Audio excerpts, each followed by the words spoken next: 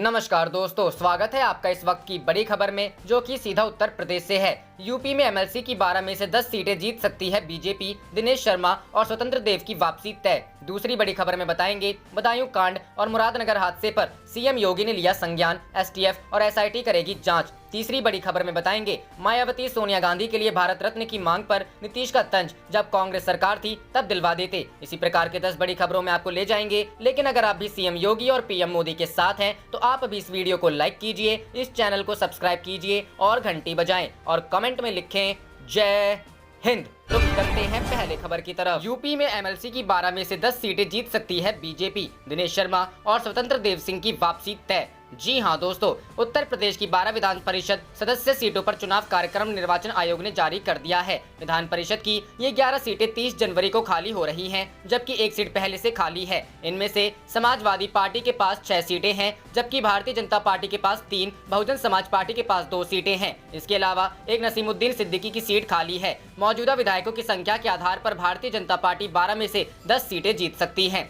बीते सोमवार को मुख्यमंत्री योगी आदित्यनाथ की उपस्थिति में प्रदेश चुनाव समिति की बैठक में विधान परिषद चुनाव पर चर्चा हुई, जिसमें संभावित उम्मीदवारों के नामों का पैनल तैयार किया गया। प्रदेश अध्यक्ष स्वतंत्र देव सिंह को केंद्रीय चुनाव समिति के पास सूची दिल्ली भेजने के लिए अधिकृत किया गया है। एमएलसी चुनाव में विधायकों की संख्या के आधार पर भाजपा के 10 सदस्य निर्वाचन होना तय माना जा रहा है। विधान परिषद के 12 सदस्यों का कार्यकाल आगामी 30 जनवरी को पूरा होगा। उसमें भाजपा के 3, सपा के 6 और बसपा के 3 सदस्य शामिल हैं। चुनाव में विधायकों की संख्या के आधार पर भाजपा के 10 सदस्य निर्वाचित होना तय माना जा रहा है। बीजेपी चुनाव समिति की बैठक में 2 दर्जन संभावित नामों का पैनल तैयार किया गया।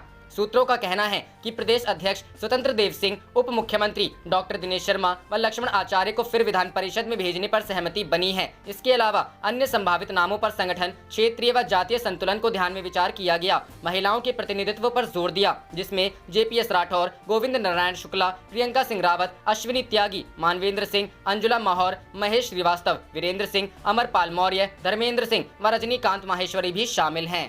रुक करते हैं अगली खबर की तरफ। बदायूं कांड और मुरादनगर हादसे पर सीएम योगी ने लिया संज्ञान, एसटीएफ और एसआईटी करेगी जांच। जी हां दोस्तों, बदायूं और मुरादनगर की घटना पर सीएम योगी ने बड़ा एक्शन लिया है। उन्होंने कहा है कि बदायूं कांड की जांच एसटीएफ करेगी और मुरादनगर हादसे की जांच एसआईटी करेगी। बदायूं में अधेड़ महिला से सामूहिक दुष्कर्म के बाद हत्या की जाँच यूपी एसटीएफ को दी गई है। साथ ही मुरादनगर में शमशान घाट की छत गिरने से हुई मौत की जाँच एसआईटी की टीम करेगी। बता दें कि बदायूं में महिला से गैंगरेप और बेरहमी से हत्या के मामले में सीएम योगी बेहद नाराज हैं। उन्होंने एडीजी बरेली से पूरी घटना की रिपोर्ट मांगी है। इसके साथ ही दोषियों के खिलाफ सख्त कार्रवाई के निर्देश दिए गए हैं। वहीं पीड़ित परिवार की मदद का भी आदेश दिया गया है। मालूम हो कि बदायूं के उगैती थाना क्षेत्र स्थित एक गांव के धार्मिक स्थल में पूजा करने गई महिला के साथ आरोपितों ने हैवानियत की हद पार कर दी थी। सामूहिक दुष्कर्म के बाद निजी अंगों में लोहे की रॉड डाल दी गई थी। मंगलवार देर शाम पोस्टमार्टम रिपोर्ट में पुष्टि के बाद अफसरों में खलबली मच गई। आरोपित मंदिर के महंत समेत 3 लोगों के खिलाफ सामूहिक दुष्कर्म और हत्या का मुकदमा दर्ज किया गया है। वहीं मुरादनगर के दर्दनाक हादसे की बात करें तो इस घटना ने पूरे संगम विहार कॉलोनी को मातम में डाल दिया है। गाजियाबाद के मुरादनगर में फल विक्रेता जयराम के अंतिम संस्कार के बाद उनकी आत्मा की शांति के लिए प्रार्थना कर रहे रिश्तेदारों और पड़ोसियों पर छत गिरने से कई जिंदगियां हमेशा के लिए खामोश हो गई थी। घटना में 23 लोगों की मौत हो गई थी। कई घंटे तक बहुत लोग मलबे में दबे रहे थे। रुक करते हैं अगली खबर की तरफ। मायावती सोनिया गांधी के लिए भारत रत्न की मांग पर नीतीश का तंज, जब कांग्रेस सरकार थी तब दिलवा देते। जी हां दोस्तों, उत्तराखंड के पूर्व मुख्यमंत्री और वरिष्ठ कांग्रेस नेता हरीश रावत ने मोदी सरकार से कांग्रेस की अंतरिम अध्यक्ष सोनिया गांधी को भारत रत्न दिए जाने की मांग की है। रावत ने बीएसपी प्रमुख मायावती को भी देश का सर्वोच्च नागरिक सम्मान दिए जाने की वकालत की है। इसे लेकर बिहार के मुख्यमंत्री नीतीश कुमार ने कांग्रेस पार्टी पर तंज कसा है। मायावती और सोनिया गांधी के लिए भारत रत्न की मांग पर नीतीश कुमार ने कहा, सब लोगों को मांग करने का अधिकार है। उन लोगों के पास तो पहले से सरकार थी, आज मांग कर रहे हैं, पहले ही दिलवा देते। हरीश रावत ने ट्विटर पर लिखा, आदरणीय सोनिया गांधी जी व सम्मानित बहन मायावती जी दोनों प्रखर राजनीतिक व्यक्तित्व हैं। आप उनकी राजनीति से सहमत और असहमत हो सकते हैं, मगर इस तथ्य से आप इनकार नहीं कर सकते हैं कि सोनिया जी ने भारतीय महिला की गरिमा और सामाजिक समर्पण व जनसेवा के मापदंडों को एक नई ऊंचाई व गरिमा प्रदान की है। उन्होंने कहा कि आज उन्हें भारत की नारीत्व का गौरवशाली स्वरूप माना जाता है। सुश्री मायावती जी ने वर्षों से पीड़ित शोषित लोगों के मन में एक अद्भुत विश्वास का संचार किया है। भारत सरकार को चाहिए कि इन दोनों व्यक्तित्वों को इस वर्ष का भारत रत्न देकर अलंकृत करें। हालांकि रावत के इस मांग और टाइमिंग को लेकर कांग्रेस के नेताओं ने हैरानी जताई। जाहिर है सरकार इस मांग को कितनी गंभीरता से लेगी, इसे समझा जा सकता है। रुख करते हैं अगली खबर की तरफ।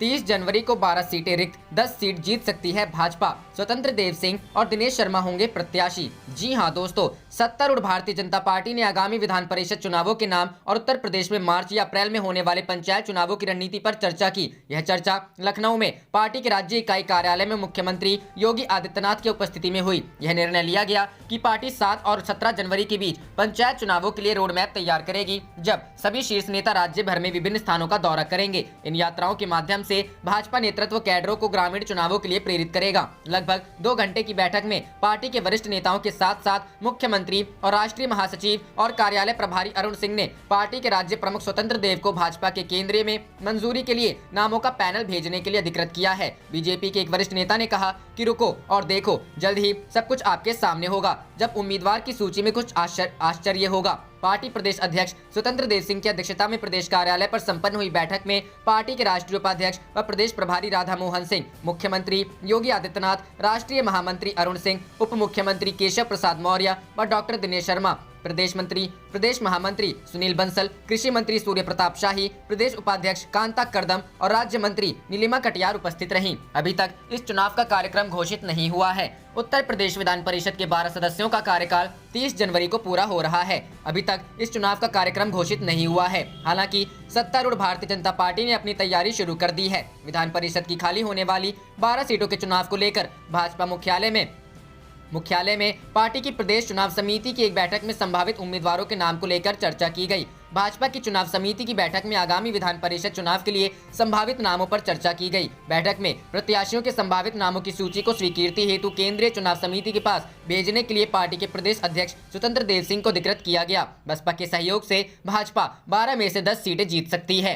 आगामी 7 जनवरी से 17 जनवरी तक प्रवास के कार्यक्रम तय। विज्ञप्ति के अनुसार इसके साथ ही पंचायत चुनाव के मद्देनजर भी तैयार की गई और हुए प्रवास कार्यक्रमों के माध्यम से पार्टी त्रिस्तरीय पंचायत चुनाव की रणनीति कार्यकर्ताओं तक पहुंचाएगी। उल्लेखनीय है कि विधानसभा सदस्यों के मत से निर्वाचित होने वाले 12 विधान परिषद सदस्यों का कार्यकाल 30 जनवरी को पूरा हो रहा है। जिन सदस्यों का कार्यकाल पूरा हो रहा है उनमें उत्तर प्रदेश के उप मुख्यमंत्री दिनेश शर्मा, विधान परिषद के सभापति रमेश यादव और भारतीय जनता पार्टी के प्रदेश अध्यक्ष स्वतंत्र देव सिंह प्रमुख हैं। विशेषज्ञों के अनुसार विधानसभा सदस्यों के संख्या बल के आधार पर भाजपा 9 से 10 सीटें जीत सकती है। चुनाव कार्यक्रम के संदर्भ में जब प्रदेश के मुख्य निर्वाचन अधिकारी अजय कुमार शुक्ल से बातचीत की गई तो उन्होंने कहा कि अभी तक निर्वाचन आयोग से चुनाव को लेकर कोई निर्देश प्राप्त नहीं हुए हैं। रुख करते हैं अगली खबर की तरफ। पीएम नरेंद्र मोदी 7 जनवरी को वेस्टर्न डेडिकेटेड फ्रेट कॉरिडोर के पहले सेक्शन का करेंगे उद्घाटन। आम लोगों को होगा बड़ा फायदा। जी हां दोस्तों, प्रधानमंत्री नरेंद्र मोदी 351 किलोमीटर लंबी ईस्टर्न डेडिकेटेड फ्रेट कॉरिडोर का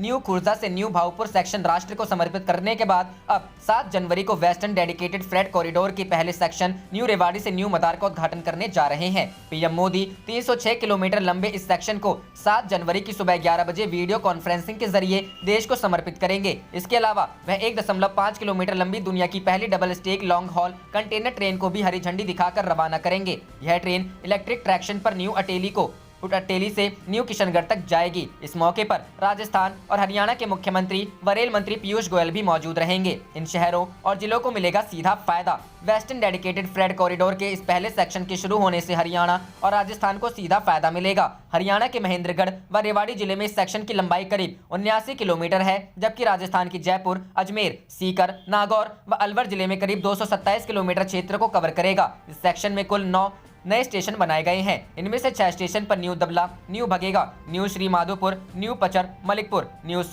सकुन और न्यू किशनगढ़ क्रॉसिंग स्टेशन होंगे। वहीं न्यू रेवाड़ी, न्यू अतेली और न्यू फुलेरा जंक्शन स्टेशन होंगे। वेस्टर्न डेडिकेटेड फ्रेट कॉरिडोर के पहले सेक्शन के शुरू होने से न सिर्फ उद्योगों को लाभ मिलेगा, बल्कि किसानों की फसलों को भी सस्ती ढुलाई में तेजी से बाजारों तक पहुंचाया जा सकेगा। इससे राजस्थान और हरियाणा के औद्योगिक क्षेत्र रेवाड़ी, मानेसर, नरनौल, फुलेरा और किशनगढ़ को नए पंख मिलेंगे। कठुआ पर कॉनकोर का कंटेनर डिपो का भी इस्तेमाल किया जा सकेगा। यही नहीं, इस सेक्शन के शुरू होने से गुजरात के कांडला, पिपाव, मुद्रा और दहेज जैसे पश्चिमी बंदरगाहों से सामानों की आवाजाही ज्यादा सुरक्षित व तेजी से हो पाएगी।